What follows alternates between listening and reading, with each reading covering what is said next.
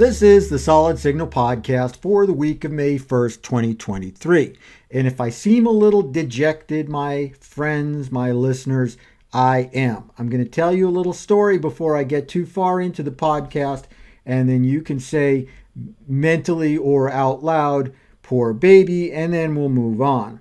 So this was going to be another one of those podcasts where I recorded video in addition to audio, and I did it because I'm still trying to get more listeners on YouTube, and I think YouTube has flagged me as a podcast, and they're not promoting me as much as they would if I were doing tutorial comments and stuff like that. So first time I tried this, I had neglected to mute my computer, and I started getting like up to, 3-4 little sound effects every second because people were starting to hit me up with instant messages because they didn't know that I was recording. I don't have a little sign over my office or anything like that. Well, the second time, for some reason, the hard drive stopped working that I was recording to. I replaced the hard drive. Hard drives are like kind of cheap currency around here. You just kind of pick up another one, bingo bango, and you get started. And the third time, I ran out of battery on the camera. So I said, okay, I think the universe is trying to tell me something, and I decided to move back to audio. In the meantime, the first time I tried to record this podcast, well, a big old garbage truck came by, and I wasn't sure if it was going to show up on the recording, so I decided to start again. So this, my friends, is take 5.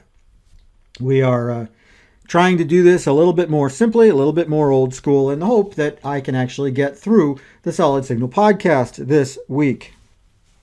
And if this whole thing makes you feel a little bit sad for me and that I've gone through these travails, you know how you can make me feel better is tell somebody about the Solid Signal Podcast so my listener numbers go up. Let's get into the meat and potatoes of this week's podcast. And the subject for this week's podcast is linear TV. What is linear TV? Linear TV is TV that you just watch because it's on. It can be recorded or it can be live, but it is kind of the traditional TV as opposed to on demand where you have to find something and you decide you're going to watch it and then, whatever, that sort of thing. That's the way that a lot of media is consumed today. But I recently read an article over at The Verge talking about how nice it is to simply sit down and watch television. And this particular person, this author, was talking about services like Pluto and Tubi, these so-called free advertiser-supported streaming television or FAST services that have become all the rage. They've become all the rage because, of course, regular streaming services have become so expensive. You pay $15 or more per month for a streaming service that is actively cutting content like HBO Max is. And that's not super cool. Okay, it's the economics of the world we live in, but it's, that could be a lot of money. A lot of people got into streaming television because they wanted to save a little bit of money. They were tired of paying over $100 for their pay TV subscription. And they thought this was going to be cheaper. Now, a lot of those same people are paying $120 to $150 for streaming services. Not cool, man. So, while this particular person, who I suspect was a millennial, and I'll explain in a minute, was extolling how good free advertiser-supported streaming television was, I had to wonder if they knew about the kind of OG, the old school way of watching television. See, I do think this was a millennial, and the reason that I think that is not a slight on millennials, but a lot of the people, how shall I put it, the way that people look at millennials is to complain and say, well, millennials think that everything was invented just specially for them and it didn't exist before them. Now, I think that's a really unfair thing to say, and especially because, see, when we were all a lot younger, older folks accused us of that too, of discovering their music or whatever and making it our own. So it's not really fair to level that complaint at millennials. The only reason I bring it up is perhaps this person was not really aware as much of traditional pay television and antenna television. And that's where I can kind of come in and provide a little bit of education. Start with the idea of a TV antenna. If you're really into turning on something and just zoning out, well, there's nothing better than a TV antenna.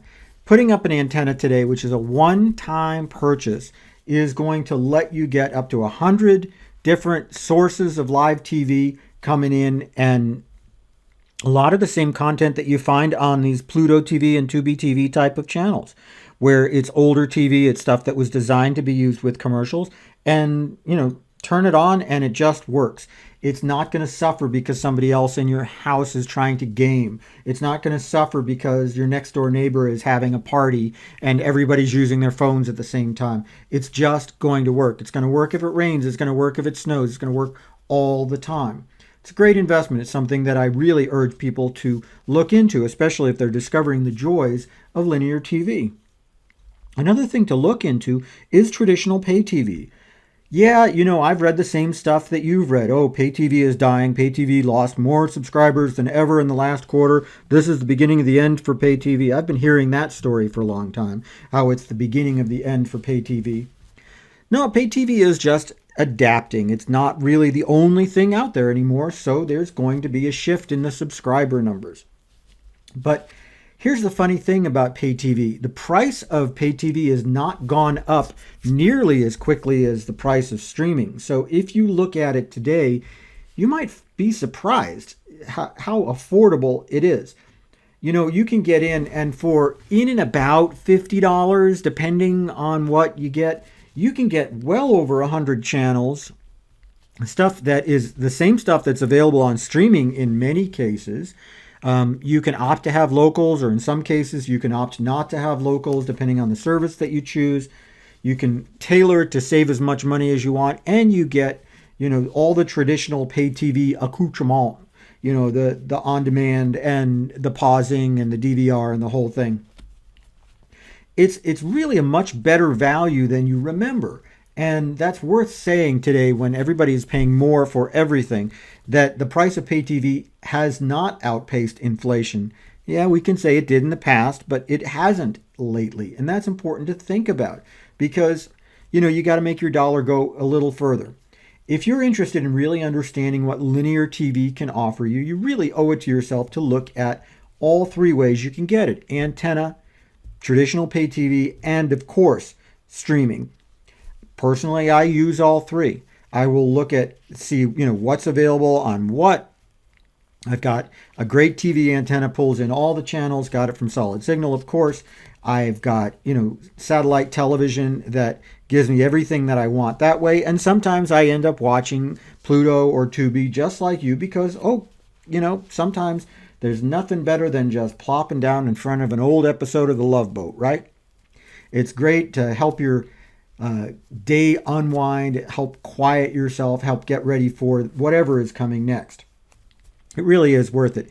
Anyway, the whole point of this is that if you're interested in linear TV, don't just stop with Pluto and Tubi and whatever. Check out what's available.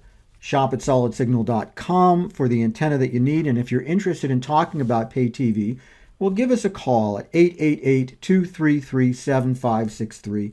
No obligation, of course. Even the call is free, as they used to say on the old infomercials. It's worth talking about. It's worth seeing if it's going to fit into your lifestyle. And my feeling is the chances that it's actually going to fit in, I think, is pretty strong. That's about it for the podcast for this week. Look, do me a favor, like and subscribe. Try to find me some more watchers, especially on YouTube. Next week, I'm going to try the video thing again, probably. We'll see how it goes. And that I will see you all again next week. You will probably see me next week. And until then, have a great one.